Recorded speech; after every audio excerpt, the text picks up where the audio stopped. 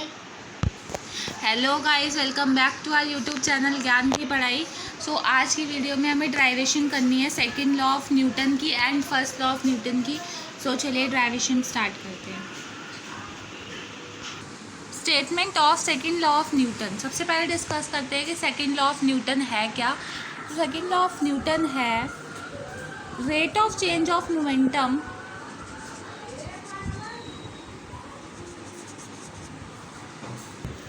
ये है second law of Newton. Rate of change of momentum of an object is proportional to applies unbalance force in the direction of force.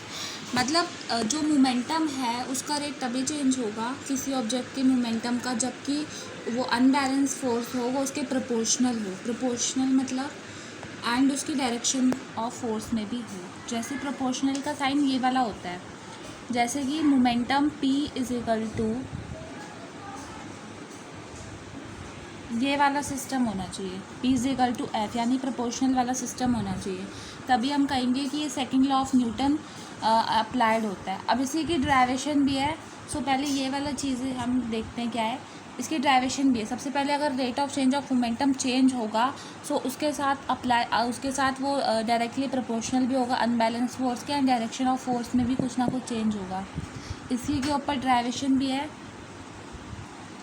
तो पहले उससे start करते हैं। तो अब इसका मैथमेटिकल एक्सप्रेशन करते हैं, यानी इसका डेरिवेशन करते हैं। तो सबसे पहले हमें मास ऑफ ऑब्जेक्ट दे रखा है m। ये हम सारा सपोज कर रहे हैं। मास ऑफ ऑब्जेक्ट है m और kg, ऐसा यूनिट में करेंगे। एंड इनिशियल वेलोसिटी है u, इनिशियल वेलोसिटी u, और उसकी ऐसा यूनिट है metre per second. Final velocity है v, और उसकी ऐसा यूनिट भी मीटर पर सेकेंड भी है।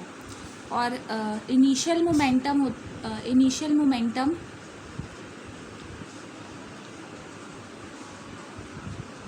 होता है p1 is equal to mu।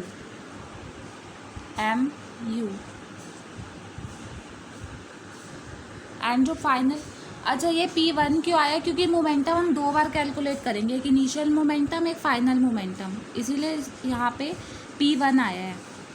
Initial momentum and final momentum हो जाएगा P2, और m यानी मास इंटू वेलोसिटी होता है ना मोमेंटम, तो यहाँ पे u होगा तो इधर हो जाएगा v, यानी फाइनल वेलोसिटी। पहले इतना हमें करना है ये पूरा। अब जैसे जैसे मैं लिखवा रही हूँ सेम स्टेप आपको पेपर में फॉलो करने हैं, क्योंकि ये सपोर्ट मटेरियल की डेरिवेशन है। ये वाली बहुत इंपॉर्टेंट है। अब क्या करना है, चेंज इन मोमेंटम। अब उन्होंने कहा है कि मोमेंटम में क्या चेंज हो रहा है। Change in momentum. अब मोमेंटम में क्या चेंज है, change in momentum is equal to final momentum minus initial momentum,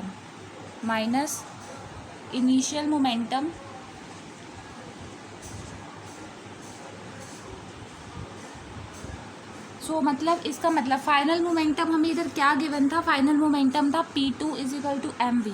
तो P2 का मोमेंटम था ही, तो इधर हम mv ले लेंगे, यानी mv माइनस mu। अगर इसको हम m मतलब ये दो बार है m, तो m को कॉमन ले लेंगे, and v is equal to v और u को कॉमन मतलब इसमें ब्रैकेट में ले लेंगे। अब rate of change of momentum क्या होता है,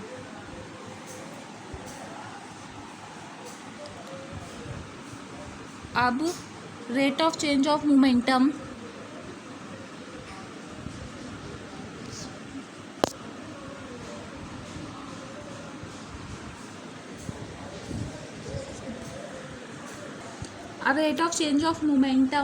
क्या होता है, चेंज इन मोमेंटम अपॉन में time taken. Change in momentum upon में टाइम टेकन, इसका फॉर्मूला होता है अपॉन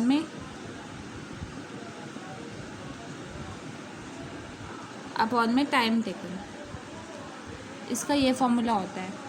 अब इसमें ऐसे ही पुट कर देंगे, m इज इक्वल टू, पीछे आया था v माइनस यू, और टाइम इसलिए आया क्योंकि चेंज इन मोमेंटम जो कि चेंज हुआ था वो निकाल लिया, ये रहा चेंज इन मोमेंटम, ये निकला, और टाइम हमारा ये वाला टाइम टेकन का फॉर्मूला। अब क्या करना है, according to second law of motion rate of change of momentum is directly proportional to force. According second law of motion क्या कह रहा था कि जो फोर्स है वो डायरेक्टली प्रोपोर्शनल है इसके मोमेंटम, डायरेक्टली प्रोपोर्शनल है मोमेंटम के, जो भी मतलब मोमेंटम के साथ फॉर्मूला आएगा उसके डायरेक्टली प्रोपोर्शनल है। सो डायरेक्टली प्रोपोर्शनल का ये वाला साइन होता है। अब क्या करना है, v माइनस यू अपॉन में t, तो एक्सेलरेशन भी होता है। सो यहाँ पे हम इसकी जगह पे ये जो v माइनस यू अपॉन में t है इसकी जगह पे हम a भी लिख सकते हैं। तो f is equal to m और यहाँ पे a, यहाँ पे इंटू का साइन आएगा, इंटू a। सो अब ये डायरेक्टली प्रोपोर्शनल का साइन हटा के इक्वल का साइन लाना है। तो यहाँ पे इसके लिए हमें क्या करना पड़ेगा, ए की मतलब एक वैल्यू माननी पड़ेगी k की, जो कि k की वैल्यू कांस्टेंट होती है 1। एक k की वैल्यू माननी पड़ेगी जो कि 1 है, k की वैल्यू हमें 1 माननी पड़ेगी, तभी ये डायरेक्टली प्रोपोर्शनल का साइन हटेगा। तो क्या हो जाएगा, f is equal to 1 into m into में a। अगर हम मतलब k की वैल्यू मानेंगे तो f is equal to KMA हो जाएगा, और अगर हम इसे वहाँ पे 1 मानेंगे k की जगह तो f is equal to 1 into m into a। अब इसको अगर हम थोड़ा सा वो करके लिखें तो f is equal to force को इससे मल्टीप्लाई करेंगे इन सबको तो ये आ जाएगा MA, और इसकी ऐसा यूनिट होती है kg मीटर पर सेकेंड, या फिर न्यूटन भी लगा सकते हैं क्योंकि फोर्स की ऐसा यूनिट न्यूटन होती है। सो दोनों में से कोई भी लगा सकते हैं, ये दोनों ही ऑप्शनल है, कोई भी लगा सकते हैं। सो ये वाले जो है हमारी मेन ड्राइवेशन निकली है, f इजिकल टू MA।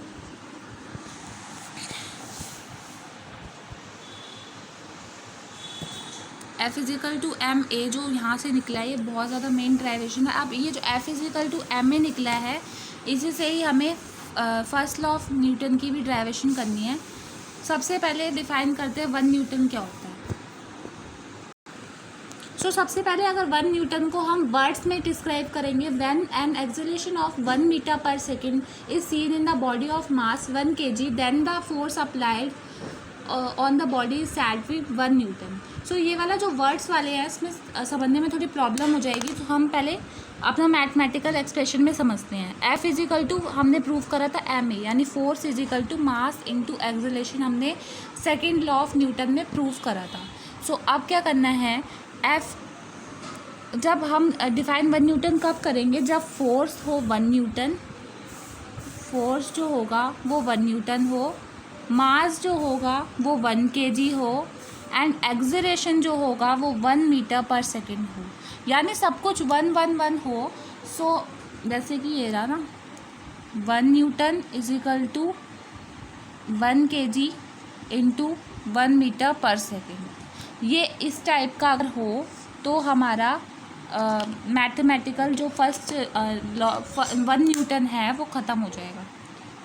मतलब फोर्स भी 1 न्यूटन का लगे और मास भी 1 kg का लगे एंड एक्सेलरेशन भी 1 मीटर पर सेकेंड हो, इस तभी 1 न्यूटन ड्राइव होगा। अब हमें करना है फर्स्ट जो सेकेंड लॉ ऑफ न्यूटन था उसी से हम फर्स्ट लॉ ऑफ न्यूटन भी प्रूव करेंगे।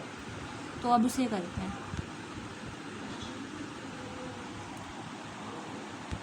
सबसे पहले फर्स्ट लॉ को ड्राइव करने से पहले हम ये देख लेते हैं कि फर्स्ट लॉ ऑफ न्यूटन कहता क्या है। फर्स्ट लॉ ऑफ न्यूटन यही कहता है कि जब तक हम किसी भी ऑब्जेक्ट पर, मतलब कोई भी ऑब्जेक्ट हो, चाहे वो रेस्ट पोजीशन में हो चाहे वो मोशन में हो, वो ऑब्जेक्ट तब तक नहीं हिलेगा जब तक हम उसमें एक्सटर्नल फोर्स नहीं लगाएंगे। फर्स्ट लॉ ऑफ न्यूटन यही कहता है। अब इसकी ड्राइवेशन में हमें क्या करना है, अगर कोई ऑब्जेक्ट रेस्ट में होगा तो फोर्स तो हो जाएगी 0, तो फोर्स इस कंडीशन में 0 गिवन है। और प्रीवियस जो सेकेंड लॉ ऑफ न्यूटन था उसमें हमने फोर्स को इक्वल कर दिया था मास इनटू एक्सेलरेशन की। ये जो पहली कंडीशन इसमें क्या है, पहले तो सेकंड लॉ ऑफ न्यूटन से ले लिया। पहली कंडीशन क्या है कि a body is moving with initial velocity u, यानी एक बॉडी है जो मूव कर रही है initial velocity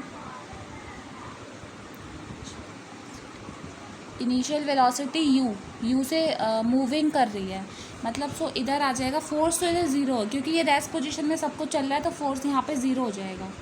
so zero is equal to mv - u upon में t। अब v - u is equal to zero हो जाएगा, v - u is equal to zero. So ये इक्वल हो जाएगा। अगर ये ज़ीरो के इक्वल है तो यानी v - u भी दोनों एक दूसरे के इक्वल है। और दस the final velocity is also same. जब इनिशियल वेलोसिटी फाइनल के सेम होगा तो फाइनल भी इनिशियल के होगा, तो यहाँ से ये भी प्रूफ हो गया फाइनल वेलोसिटी भी सेम होती है। सो अब आ बॉडी इज सैड रेस्ट, यानी u जब ज़ीरो निकला तो v भी ज़ीरो निकला, तो u और v is equal to zero. So the body will be continuously to be rest. तो यहाँ से ये भी प्रूफ हो गया कि बॉडी तो कॉन्टीन्यूसली रेस्ट में ही है शुरू से लेके अभी तक, टू बी रेस्ट।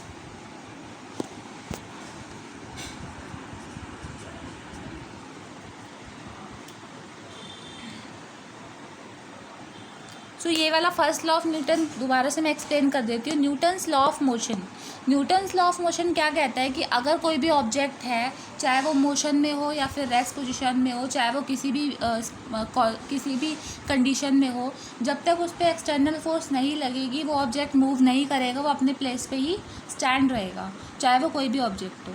तो अब इसे डेरिवेशन भी करके देख लेते हैं। Force is equal to zero, क्योंकि इन्होंने कहा था कि ऑब्जेक्ट रेस्ट पे है तो फोर्स भी ज़ीरो होगा, क्योंकि जब रेस्ट में होता है तो फोर्स लगेगा ही नहीं कुछ भी, तो वो ऑल्सो ज़ीरो ही हो जाएगा। तो force is equal to mass into v - u upon में t। सो अगर एक body is move in initial velocity u, अगर एक बॉडी इनिशियल वेलोसिटी से मूव करेगी यानी मूव होना स्टार्ट करेगी, तो zero is equal to mv - u upon में t। ये वाला सेम इधर, और फोर्स ज़ीरो दे रखी है। अगर हम v - u को ज़ीरो के इक्वल कर दे तो ये v - u भी एक दूसरे के इक्वल हो जाएगा। सो अगर ये दोनों एक दूसरे के इक्वल हो गए तो u is equal to zero हो गया, and u is equal to v is equal to zero, यानी ये दोनों u भी v भी ज़ीरो के इक्वल हो जाएगा। सो कॉन्टीन्यूसली टू बी रेस्ट। तो ये पोजीशन, ये जो ऑब्जेक्ट है वो रेस्ट में ही रहेगा। थर्ड लॉ ऑफ मोशन क्या कहता है वो डिस्कस करते हैं। थर्ड लॉ ऑफ मोशन ये कहता है कि हर एक्शन दूसरे रिएक्शन के इक्वल होता है। मतलब कि कोई भी एक्शन हो रहा है तो उसके अपोजिट में एक रिएक्शन हो रहा होगा, वो भी एक्शन के इक्वल ही होगा। इसके ऊपर कुछ वो है, मतलब इसके कुछ एग्जांपल्स हैं, एप्लीकेशंस हैं, जैसे कि walking in enabled by the third law of motion. मतलब चलना भी थर्ड लॉ ऑफ मोशन ही है। And a boat move back when we deboarded it. जब हम बोट को डिबोटेड करते हैं तब भी वो पीछे की तरफ मूव होती है। गन जो रिकॉल से निकलती है वो भी थर्ड लॉ ऑफ मोशन का एग्जांपल है। And rowing of the boat को चलाना भी थर्ड लॉ ऑफ मोशन का एग्जांपल है।